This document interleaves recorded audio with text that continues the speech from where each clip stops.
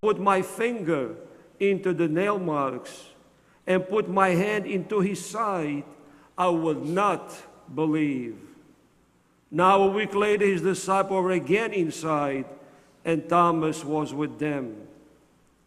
Jesus came, although the doors were locked, and stood in their midst and said, "Peace be with you." Then he said to Thomas, "Put your finger here and see my hands, and bring your hand and put it into my side. And do not be unbelieving, but believe." Thomas answered and said to him, "My Lord and my God." Jesus said to him, "Have you come to believe because you have seen me? Blessed are those who have not seen and have believed." The Gospel of the Lord. Thank you to you, Lord Jesus Christ. I think today's feast days of St. Thomas should be a source of confidence and what else can I say? For all of us, because most of us have doubts from time to time. Sometimes our faith is strong, other times it's weak, and sometimes we have doubts. I find great consolation in today's feast because if Thomas was with the Lord for 3 years, 24 hours a day, and yet he could doubt the Lord, that's a consolation to all of us. Jesus appeared 11 times after the resurrection. 11 times. With Thomas and without Thomas. And it's interesting, at least for me, that the number of times that the Lord appeared were all to people who were his friends and maybe relatives like his mother.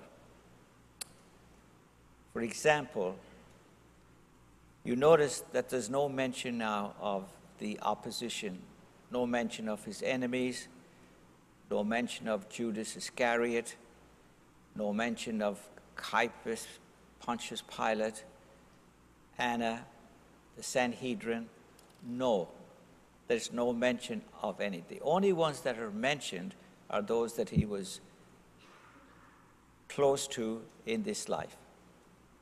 Mary Magdalene, first of all, of course. Peter and John. The 11 with Thomas, without Thomas. Then 500 of his followers.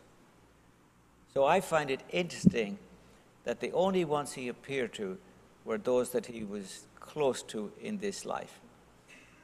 Because for me, there's a message there that when I resurrect, come forth from my tomb like the Lord, I will be reunited with all my family and my friends just like the Lord was.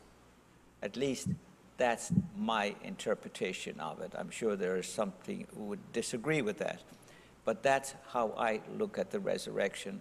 That's how I look at Thomas, and that's how I look at the apostles.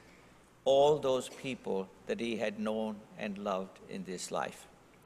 So there's a wonderful consolation in that for all of us. That death is not the final chapter in our lives, it's the next to last chapter. Ever mindful of God's providence, love, and mercy, we bring our prayers to our Father. Our response is, Lord, hear our prayers. Lord, hear our prayers. For all members of the church, that we may be true disciples of Christ, we invite him into our lives and our hearts and declare him to be our Savior and Lord. Let us pray to the Lord.